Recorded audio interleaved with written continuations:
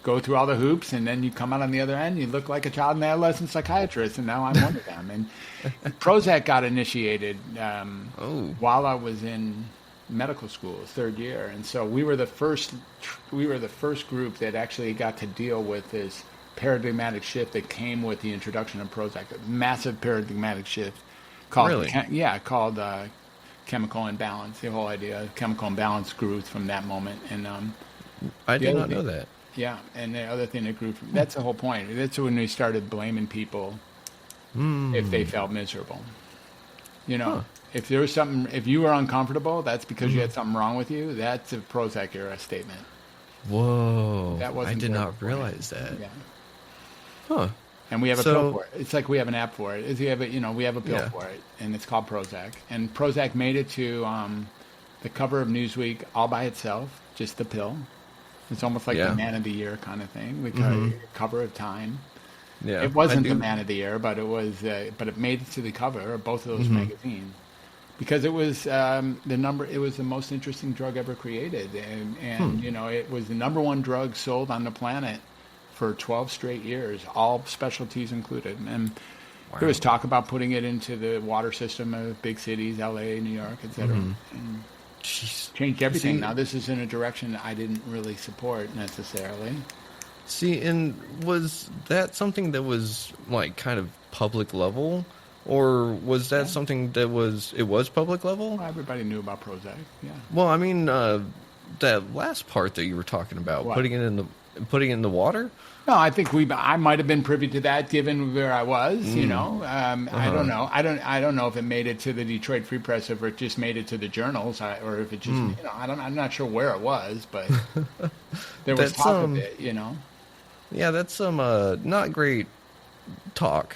Well, if I have to say we look at it now because we have a view. It would be great talk. We didn't have the view. That's the thing. Now that you know what medicines do, and you have like a well-ironed view of the scariness of medications that did not exist in 1987 when it was introduced.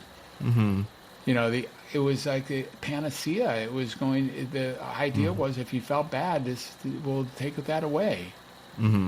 If we had a drug that actually did that, everyone would do it. Yeah. But your skepticism is why you're saying it sounds like it's not a good idea, because you already know what these medicines do inherently. Yeah. But if we had a drug that reliably did that, I'd be in line tomorrow, man. Let's go. You know, seriously, you're gonna like take away my capacity to feel bad, but nothing else? Okay. See, I'd at least consider it. Let's put it that way. Seriously consider it. I mean, it's good to feel bad. I hear you. I know I can talk that language too, but here's the thing. It was like back in, as soon as I built a practice, now the typecast doctor was someone who diagnosed and medicated. It was starting to get that way. Yeah.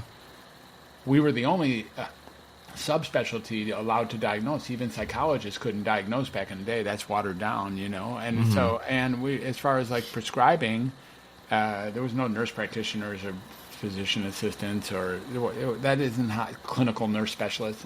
They did not exist. That was not that. It was us. You want and people were being brainwashed into believing that if there's something wrong, if there's something uncomfortable in their life, that they have something wrong with them. It's a pretty good setup. A pretty good setup for a supply and demand. It's a pretty nice setup. It's a pretty nice setup for sure for supply and demand. It really is. It really is freaking beautiful, man. It's like I wish I would have been designer of it. That could have worked, but be living in the hills somewhere. But man, that's a cool setup, and it's especially cool because once you step back from the rhetoric, one can see that frequently enough, if not pervasively, these medicines cause the symptoms they're marketed to treat. Really? Which ones? They all do. Each one. Is it because they treat it well enough that eventually it backfires? Or Well, the medicines don't really do what they say they're going to do. okay. So instead, what the medicines do is perpetuate the condition at the same time giving a subjective sense of relief, maybe, from some things. But at the same time causing so much damage in the meantime. And then we don't know what we're missing anymore. You know, if you no longer can hear something, you don't know that you can't hear it. Yeah. Right? If all of a sudden you can't hear something, it's not like you could identify unless someone told you that thing was going on over there. You wouldn't know what you no longer have. Yeah, you don't know what you don't know. You don't know what you no longer have. That's even more precisely. Yes, you don't know what you don't know, and you don't know what you no longer have. Yeah, it's very similar to being in active addiction, because I didn't know what I once lost. Exactly. So getting into recovery, it's finding those things, and it's like, oh, hey. So are you saying that people on those medications, once they get off, will have that same kind of feeling? It's a really interesting question. I appreciate that question a lot. And here's what I think about what you're saying. When I'm successful in helping somebody, I'm the undoctor, right? I'm the undoctor. So I undiagnose, unmedicate, and undoctrinate people, right? Meaning, undoctrinate's not a word, but it's good enough, you know? It's like, it says what it says. Yeah. Like, don't come in here. Yeah, really, I'm at the door, don't come in here. It's all good. You did a good choice to get here, now you don't want to come into the nightclub. Don't do it. Sounds like a good idea to me. Because, I mean, you've already heard my idea of my feelings on medications. I don't necessarily like them, but, I mean, if I need them, I need them, right? Yeah, maybe. Yeah, maybe, and that's the thing, is that you're the kind of guy that's going to sit there and go, maybe we don't. And that's holistic healing in, well, the best form possible. Not chill. I'm not asking for chilling. I don't chill. That's not how I work. Don't chill. I look like, it's not like chill. It's like, let's not make you worse and have you think Yeah. Let's not make you worse and have you think you're better, if we can help that. And I like that. Yeah. That's what we like to help. That's what I'm saying. So, if it was just neutral, or if it was reliably a helper, if it didn't have such significant problems associated with it, I'd give it away. I would. Really? I'd stand up on the street corner. I don't have a problem with it, man. If it did all the right shit, I'd be all over it, man. I'd be all over it. I don't have anything. This isn't a political statement. It's a statement that these things aren't even Band-Aids. More often than not, they're like a Band-Aid with a razor blade embedded in the middle of it, So how exactly does it do the opposite of what they're marketed to do? It's the only thing it's meant to do. It actually is the first chemical imbalance that you have. You're hoping that it does the opposite, as a matter of fact. You're hoping that it does the opposite of... Look, if I want to give somebody a panic attack, just start them on some benzos. They'll never had a panic attack before. They'll have one soon. Yeah, I mean... That's a great example. Yeah, I was on Xanax for years, and let me tell you... Good for you. Yeah, so it's one of those things that, like... I can definitely tell you the differences. Part of me is like, I would like that anti-anxiety pill again. 100%. But at the same time, I do know what it was like going from being on them regularly to not. And that stress level was insane getting off. And then now that I'm tapered off, it's definitely relaxing, but there's moments where it's like, perfect. Hey, I remember how good it felt. You're pretty authentic. I got you. I hear you. The one thing that's happened for me, I've seen 30 or 40,000 patients, and who have at least called me their doctor for a moment in time, and I have the opportunity to be able to kick the tires about somebody of what what their experience is, and I hear your authenticity loud and clear. Yeah, thank you. Of course. But one of the things that I'm curious about is, it sounds like they're essentially a placebo effect, but one that actually does the job it's trying to do, in a sense. Does that make sense? I'm not sure exactly. Let me try it again. I think that it's not a placebo effect. Mm-hmm. It does something. Mm-hmm. You know. Here, let me give you a quick example. Inside of this, don't know what you don't know stuff. Mm-hmm. So let's say you came to me, you're like, Fred, man, I got a mosquito bite on my elbow. Okay. I got a nagging mosquito bite. nagging the shit out of me. I'm like, I can't sleep. I can't think of anything else. It's getting bigger. It's a bummer, you know. Mm-hmm. And I'm like, good to tell me. I have a specialist. I know a specialist who actually handles elbow mosquito bites for a living. Out in Pasadena, go on to see him. So, sure enough, what city are you in? Where are we? Where are you? I'm in Texas, over in Garland. Arlington? Garland. Oh, Darland. Okay. my son's down in Dallas, and he's a UT grad. Anyways, I got a bad mosquito bite. So you go get this mosquito bite guy, right? And you're like, you show up at the door. Let's just say it's in Dallas, okay? And then you go over there, and you're like, you drive, and you get there, and the guy answers the door. He's got a white coat and a stethoscope and little half glasses down his nose, well shaved, and he's got, white office, sliding glass doors, receptionist. You know the gig. He's got a little bit of maybe some of his degrees, and he's got the whole thing going on, right? That's snazzy. A bit of funky art he got at a local. you know the guy. Yeah. He's like, oh, you must be the one Dr. Fred sent. And I said, yeah, that's all right. Let's see what you got. And he sends you back. You roll up your sleeve. He takes out his magnifying glass. He checks it out. He's like, whoa, my friend, you got a mosquito bite. And you're like, yeah, I know. Like, well, you've come to the right place. I got a 100% cure rate. Cool. Let's do it. I'm in. And he says the thing some doctors at least supposedly say, which is, all right, it's only going to hurt for a minute. And you're like, okay, let's make it happen. Yeah. And he takes out a saw and saws off your arm at the shoulder. Oof. Well, he wasn't lying. Exactly. And 100% cure rate. Yeah, I don't have the mosquito bite anymore. That's true. That's right. Exactly. That's how psychiatric medicines work. Huh. Interesting. Exactly. You lose way more than you're paying attention to. So, that is very,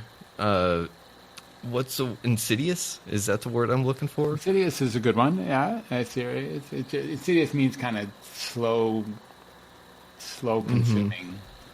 Is that why it usually takes 4 to 6 weeks before any of them start actually working? That's because any of the company rhetoric. There's 4 or 6 weeks. They want you to stay on it 4 or 6 weeks because at that point you'll have the condition that it supports you continuing to use the medicine.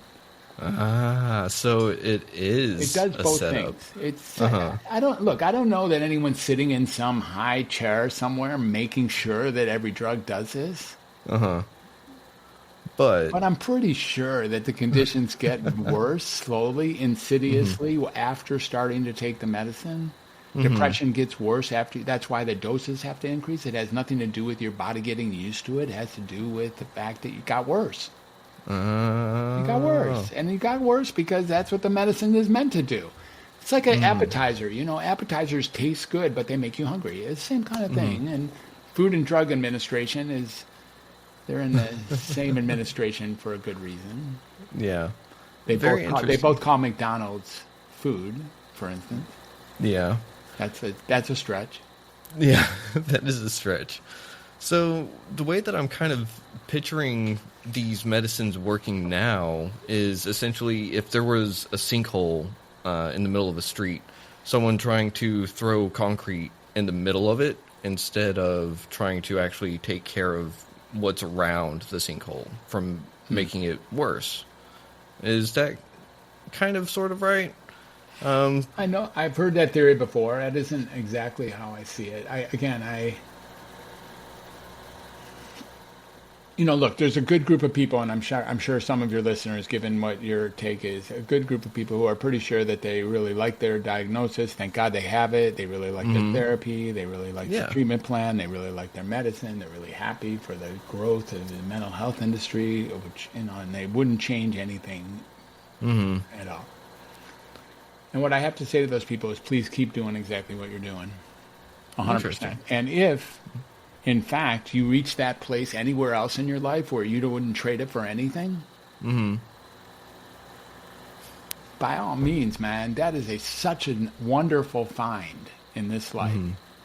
That you've reached the pinnacle where you wouldn't trade that for a thing. That's so cool, and you should keep doing that. This conversation's for the tens of millions of people who feel like they've been misdiagnosed, underdiagnosed, overdiagnosed, mistreated, undertreated, overtreated, mismedicated, overmedicated, undermedicated. That's what this conversation's for. Yeah. But those who are satisfied with how things are going, maybe this isn't even your podcast. It's okay with me, Maybe it's not, I'm like, I get it. And I'm not here to argue that at all. I am seriously down with you having reached a pinnacle. I wish I would have reached a place like that somewhere in my life. Oh, I'm still not there. That's the thing. No, you chase it down through the psychopharmacological, algorithms, which go on and on and on and on and on and on and on and on and on and on and go on after that for a little bit longer before they go on some more. That's what they have. That's how those algorithms go. And now you're the undoctor, so you're trying to just cut it right there, It's right? not a matter of cut. It's a matter of getting that maybe there was nothing wrong with you in the first place. Ooh, I really like that. So how would you propose that to someone like me that has had diagnoses for years? I got you have diagnoses, and then you bought the diagnosis, and then you thought you had it. I totally got that. I'm cool. But maybe you didn't have anything wrong with you then either. Yeah, so how would you convince me or someone else that wasn't necessarily the case? Exactly, because life is hard, dude. Yeah. Because life is hard. It's really hard, and none of us have a manual. And when you're walking and bumbling and tumbling and stumbling through this world trying to figure out what the hell anything means, what you should do next, should you be terrified? Are there 100 reasons to be terrified? Oh, yeah. Yeah. How long would it take us to list 100? Like 4 minutes. Yeah, probably less. Is there 100 reasons to be nervous, anxious? Yeah. Okay, how long would it take us to come up with 100? Maybe 3.5 minutes? About that, yeah. Okay, how about depressed? Is there 100 reasons to be depressed in this world? Probably. Probably really easy. How long would it take us to come up with 100? I don't know. If we take a break, about 4 minutes. Yeah. Life is hard. And knowing that there's something wrong with you is absolutely hardwired into our being. Each one of us knows there's something wrong with us. In fact, you could say that if you know there's something wrong with you, that only shows that there isn't. Why? Because if you weren't able to notice that there was something wrong with you, that would be something. No, you don't. Worse. You might not notice it, but the truth is, anyone who thinks there's nothing wrong with me, it's not really the case. They're already comparing. I mean, we all are comparing our insides to what we think is normal on the outside, and we're checking it out. And there's areas where there's not a good match. What those folks are doing aren't what I'm being, or something like that. And I'm not like that, So we think there's something wrong with us. It's really ubiquitous that we think there's something wrong with us. So one of the things that I'm kind of hearing is that we might be in the wrong environment whenever we get this diagnosis or something. Sometimes changing the people we're around, our support system, changing the situations we're in, maybe that could actually alleviate some of the symptoms that maybe could bring about a diagnosis for someone. Well, that's an interesting thing. I think that environment and social network is super critical in creating who we are, who we're with, do we spend time just surviving? Do we spend time listening and not talking? Do we spend time dominating? Do we spend time, enjoying the same things? Do we spend time arguing the same things? these create whatever it is we then think about ourselves during that process. Things get shaken up, whatever we think, including that this was fantastic, Yeah.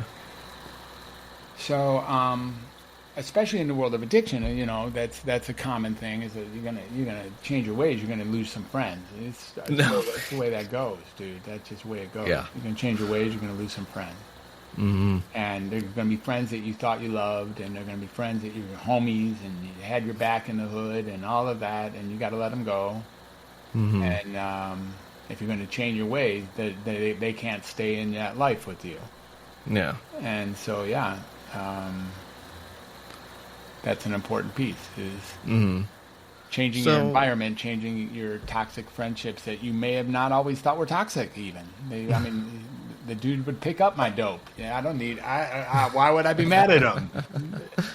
So, toxic friendships, or relationships for that matter, also sound like they could be one of those things where you don't know what you don't have anymore, right? A relationship could essentially sever a communication line that you really needed, that could have been your lifeline out of something. So our assumptions, and then who we hang out with, what we listen to, what we eat, what we drink, what we see, what we hear, what we smell, even, what we breathe, because smelling and breathing are related.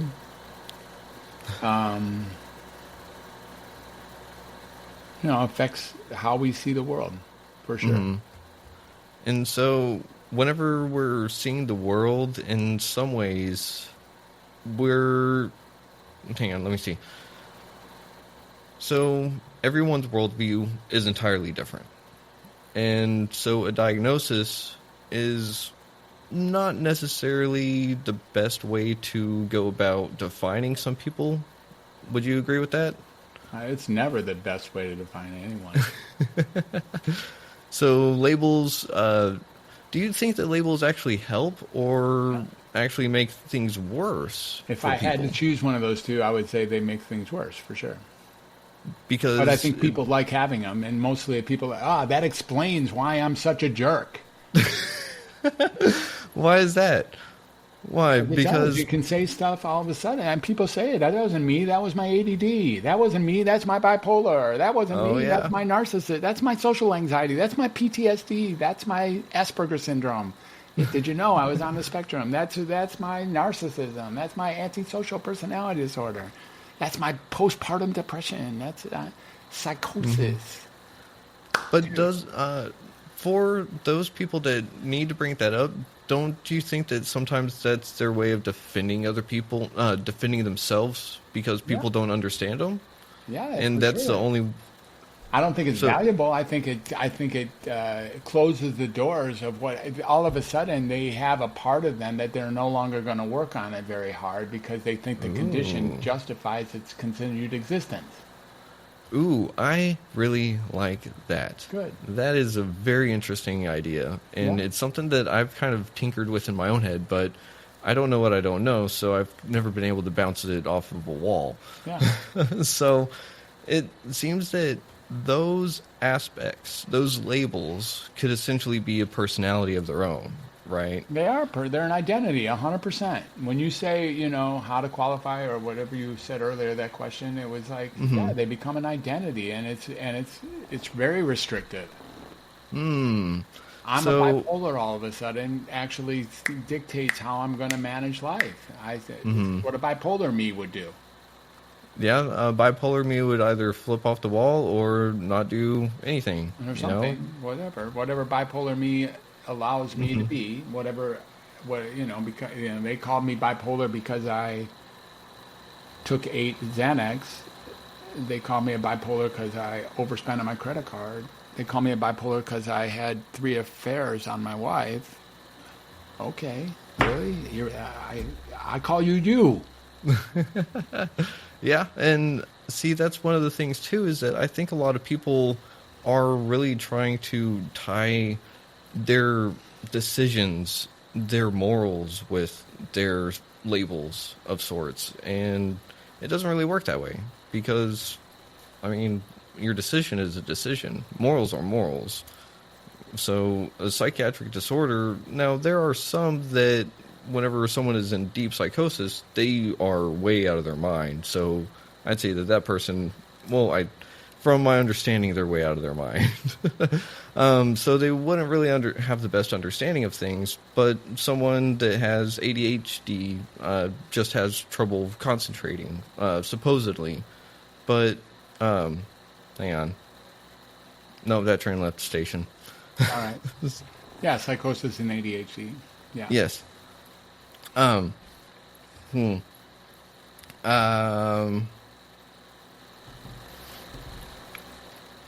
Yeah, this idea. You Yes. halted. You stepped in front of yourself inside of Yes, I did. supposedly ADHD, and then qualifying this notion of psychosis. At least that what I was told. That's kind of things. Psychosis is a really funny one. They're both very funny. Both those conditions. Every condition is really funny. Every condition is very funny. But these two have specific funny, like psychosis is the understanding that there's a reality called an agreement reality that you no longer agree with. And therefore you have a reality that's outside of the reality that we all think is real. And therefore we call you psychosis for being out of the box at looking at the world in a different way than we look at it, or than we allow people to say we look at it. So psychosis becomes really juicy all of a sudden because it pretends that there's something called reality that we can otherwise define. And if that's just really interesting. It's really interesting. Now, there's drugs out there that'll screw up your head, including for sure the antipsychotics. Yeah. You take those, you're about to be psychotic. As I've said before, that's the whole point. It causes the symptoms it's marketed to treat. That's why. It does. So, real quick on that, can you ever reverse it once you stop it? Yeah, you can reverse it, and I mean, it's hard to tell. The regenerative aspect of our vital force is beyond imagination extraordinary. Really? Yeah, that's why you're still alive. It's why you did all the shit you've done in your life, and you're still sitting here. I mean, dude, you've got a very good point. I know. Yeah. So let's really look at that. You don't have to be surprised about it. Just honor the fucking truth, if you will. Yeah. You have a regenerative miracle called you. Yeah. It is definitely something that has me scratching my brain every now and again, wondering how, because... Exactly. It's outside your realm of imagination. That's what I called it, unimaginable. Yep. We have that. Real quick, I just want to point out that you just made the best, way to grasp unimaginable for me. Good.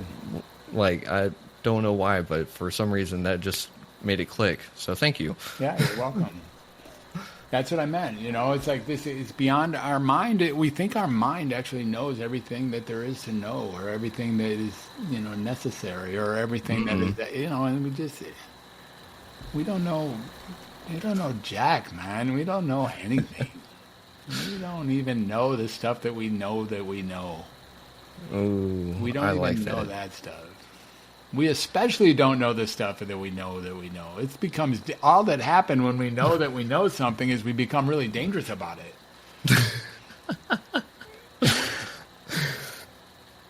I like that you pointed that out because I think that's the best way to really describe it whenever I really think about it. Because whenever I know something, that's whenever I get dangerous with it. Because if I don't know something about it, I'll stay away from it. But if I know about it, then I'll decide to tinker with it. Exactly. And then if you know that you know it, it's a new level of knowing. There's the stuff that you know, and you're like, if someone else doesn't know it, you can still excuse them. But then there's the stuff that you know, and now you no longer can excuse anybody for not knowing what you know that you know. And so you're like, you know that you know it, and you no longer can just feel sorry for somebody who doesn't know what you know you know. It's more serious than that. You might have to disregard them as a friend. Yeah. That's unfortunate. like they actually seriously don't know the things that you think you know that you know, that's grounds for dismissal, man. That is, and that's where a lot of fights and miscommunication really happen, isn't it? Knowing that you know something is just not that big of a gift, that's for sure. Would you say that that's ego and pride getting in the way? I see the question, and I think ego and pride are intermeshed with this concept. I just think that ego and pride are very vague, both very vague words as well. This is true. So I just think we find things to link onto. And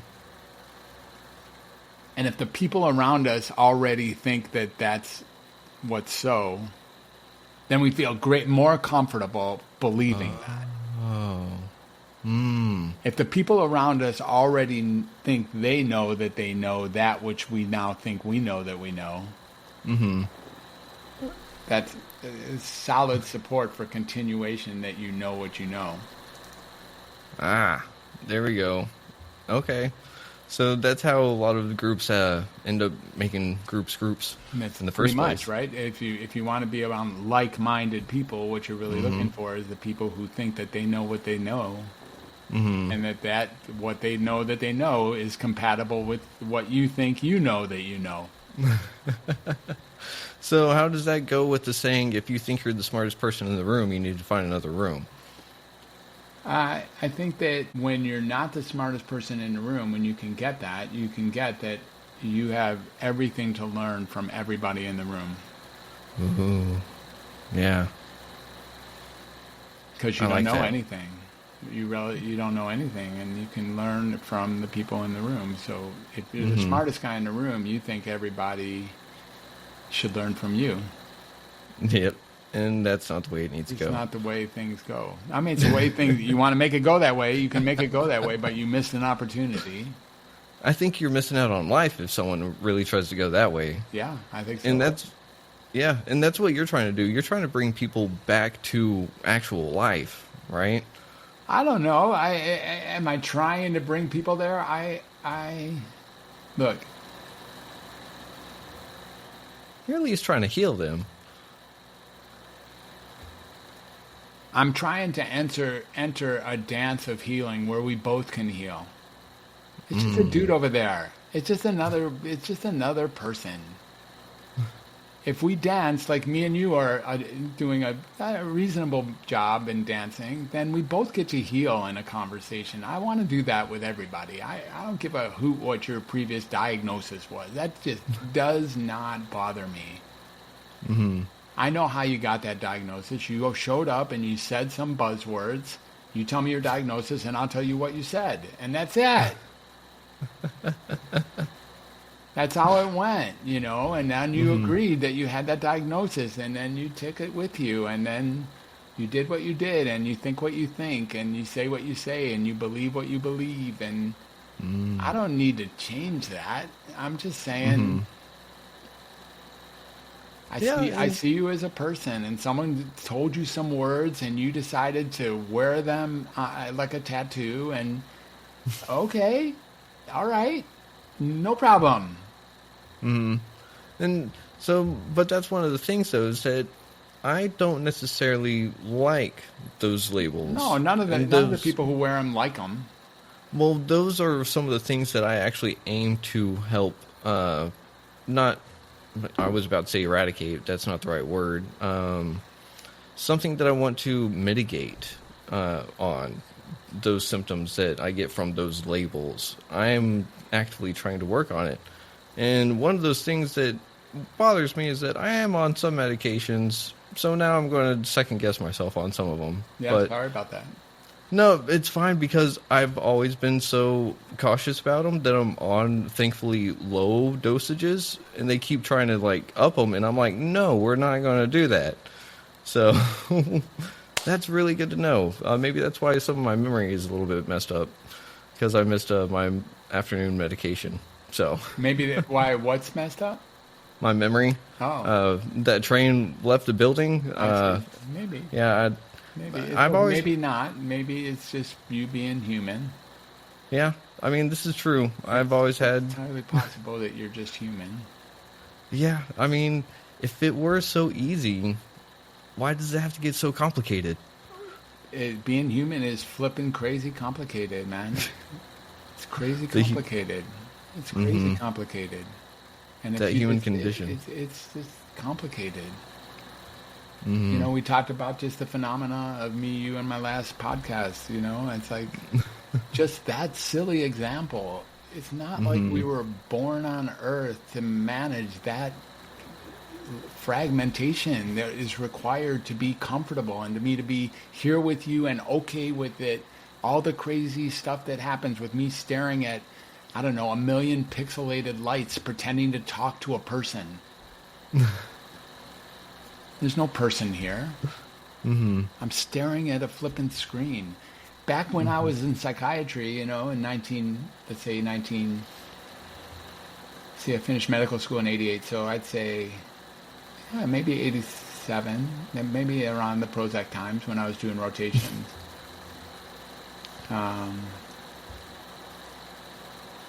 If we saw somebody talking to a TV, that was grounds.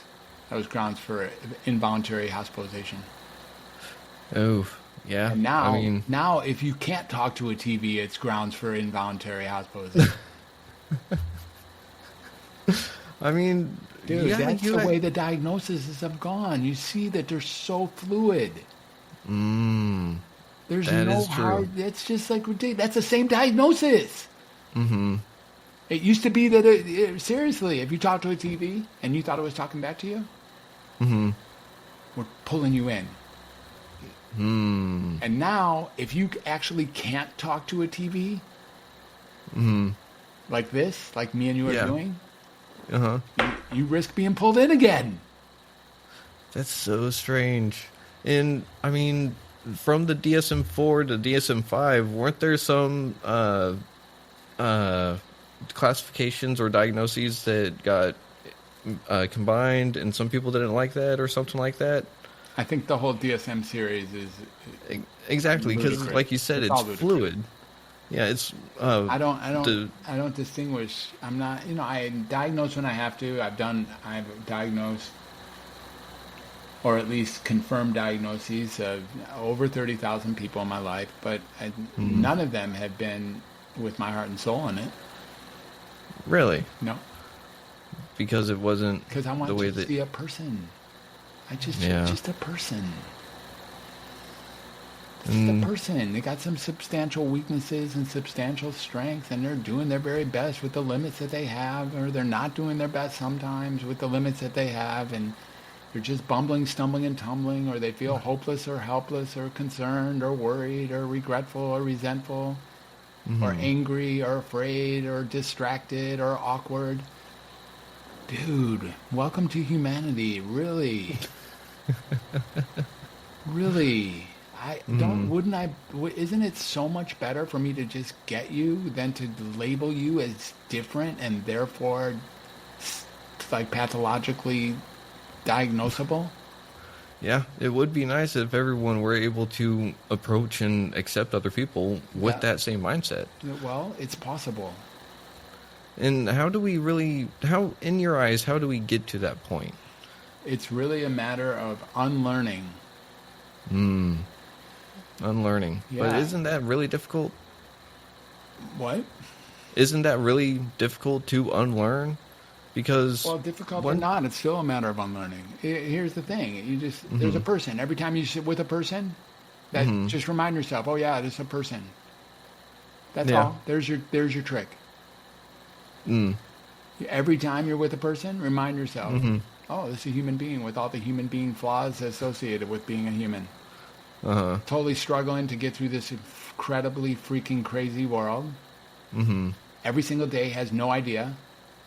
Yeah. Has designed whatever he's designed that's outside of maybe it's a little bit outside of my range of what I think normal is. I have a very limited range of what I'm willing to call normal. Very limited. It's extremely limited. And if that person is outside of that, you better watch out. You make a really good point on that, because my experience is I had this conversation with someone a while back, was that even though I like to consider myself open-minded, I'm still very closed-minded. Thank you at for the same noticing time. that, of course.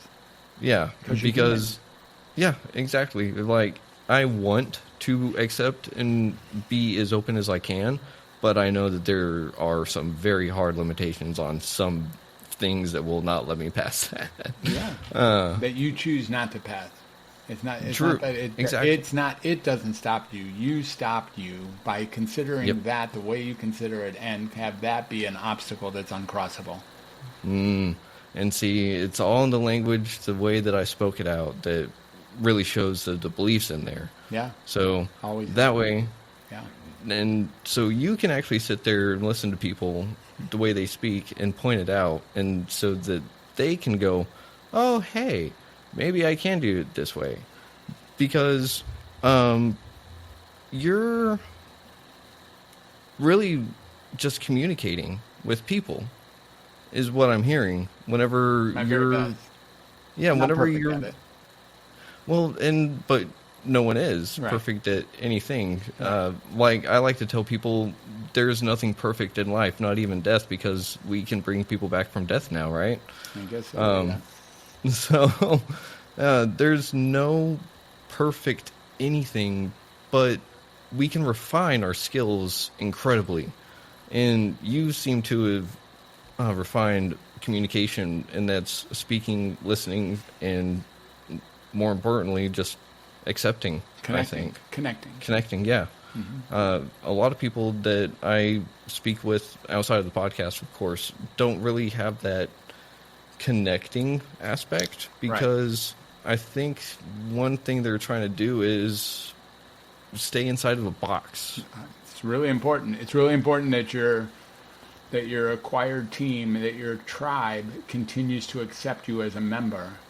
Mm-hmm. And most people will do flips and turns and somersaults to make sure that they don't get kicked off the island, and they really want to do whatever they can to stay in the group, to the point of not saying things when they know they should, or saying things when they know that they shouldn't, or even more extremely, actually saying things that even they don't believe. Dude, what kind of world have we come to that's a good plan? Yeah, no, it's not a good plan. What is that? What is that? I don't know. Yeah. You're saying something out loud that even you don't believe? Oh, what is that? That's so twisted. That's such a manifestation of maximum fracture. See, we've our whole life have learned how to be someone that we're not in order to protect the person that we are. Mm-hmm. We've all bought into this example. Like, when did we learn? For instance, I learned it in kindergarten when, Miss Monroe told me to shut up. Yeah. I'm like, Fred, shut up already. Fred, you're making too much noise. You're a nuisance. You're a behavior problem. You're, conduct issue, whatever they said, because I was so curious. And I was really funny, too. Mm-hmm. So being really funny, really smart, really curious, and talking a lot, that kid who was in your elementary school, I was like that guy, Yeah. And, people don't have that curiosity like they, we end up sitting still and being a good student and calling that ourselves. When it's really not ourselves. It's someone that we learn to be in order to get through the curriculum, the curriculum of life as well as the curriculum of school. Yeah. The crack in the sidewalk got deeper and deeper and deeper, and we never went back and fixed it. And so many of us are pretending to be a person that we're not in order to protect the person that we are. If you don't speak your voice, no one will hear you. Mm-hmm. And if you don't speak your true voice, then no one will know you. That is very true. It's very true. And I like how you said true voice versus voice, because there is a difference there. Yes, for sure. We see it every day. We are near the end of this episode, unfortunately. Yeah. For recording wise, so real quick, do you got any shout outs that you'd like for the audience to hear?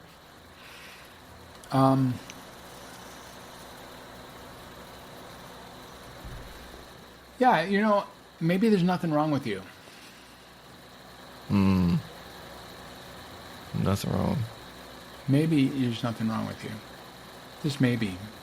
Even feeling freaking crazy miserable, totally terrified, completely helpless, completely nervous, completely resentful, totally regretful, totally lazy, disinterested, isolated. Maybe that doesn't mean there's something wrong with you. Maybe those are just experiences, thoughts, and feelings that you're having. Welcome them. Keep walking. Be human. Maybe there's nothing wrong with you. No kidding. Like, no joke. Now, if you really want to know that there's something wrong with you, that's okay. You probably already have been given the stamp of approval that you have the thing that's wrong with you. You can definitely own that, agree with it, hug it, embrace it, be it, all that. And if that's working for you, I really do mean it's good for you. Good for you, and thank God. People who believe that it's helping are dead serious about it. Thank God. I'm not here to argue. No kidding. Yeah. Yeah, because you're just here to help heal. Yeah. If it's important to know that you have a deficiency or a disorder, okay. Maybe you don't anyways. Even though you know that you do, and that person says, yeah, maybe you don't. It's okay. Maybe you do. And maybe you don't. Yeah. Yeah. Oh, I was just going to say, a deficiency could literally change day to day, right? Oh, yeah, for sure. Minute by minute. So, and that's one of the things that a lot of people don't realize. So, even if you're on the medication, it still fluctuates like crazy. No, more on medicine, but that's a different podcast. Ooh. Well, if that's a different conversation, can we expect to see you on the show in the future? Sure, I'd love to come back. It'd be a pleasure. Anytime. Sweet.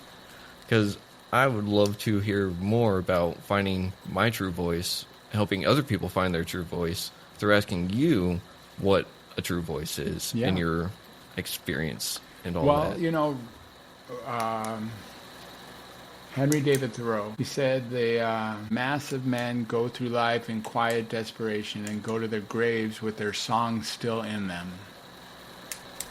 And that's what he's addressing. And it might be life's most tragic truth. Can you imagine getting through life and having nobody actually know you? I think I've gotten a good portion of the way there at some point. Yeah, me too. So, that's what we do. That's why he said the mass of men. It's not like occasionally a man. This is like the dudes. The like mass. We dudes. Yeah. And thankfully, I think that we're breaking out of that and we're helping break that cycle. Good for a you. little bit. It's good. Yeah, that's all you can do. And have good conversations and tap on the shells and see where there's pay dirt and gold nuggets, and don't lie to yourself. And just because you're stumbling, bumbling, tumbling, and uncomfortable still doesn't mean there's anything wrong with you. Yep. And I mean, literally, I was trying to come up with some analogy about nature and animals tumbling and bumbling around. No, it's a great, we have these 3 felines who live with us, and they're our homeschool teachers, and Desposito, Valentino, and Winston, and they teach me every day. It's like they're not, Valentino, he's got like a little miserable edge, and Desposito's like, so focused and right on and catches everything, and Winston just a playful little little dude. Mm-hmm. And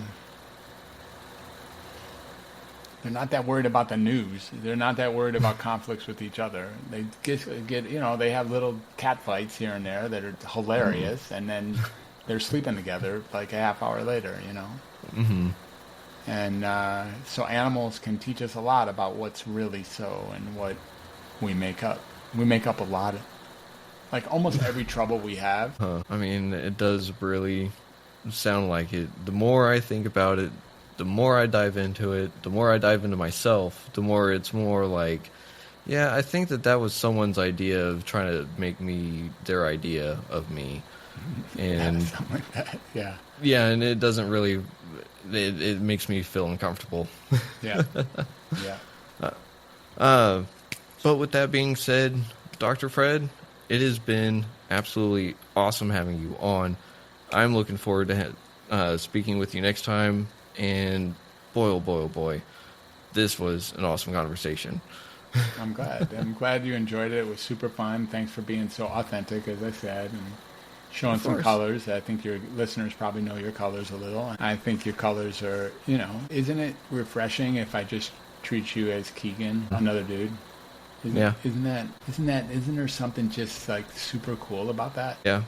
And I mean, there's something super cool about being able to talk to you, someone that has a title in front of their name, and it's not me trying to get a diagnosis and a prescription. Right. It's just having a conversation about being human, and that's the kind of conversations that this world needs. Alright, so that was Dr. Fred Moss as we find our true voice and maybe even get an undiagnosis. So be sure to check us out next week as we talk to Melissa Hebner and we dive into vulnerable strength and what it really means to be vulnerable and how we actually get power from it. So thank you for listening to Retrieving Sanity, and once again, just be kind to everyone you meet, and hopefully it'll make the world a better place, little by little. So with that, much love. Shalom.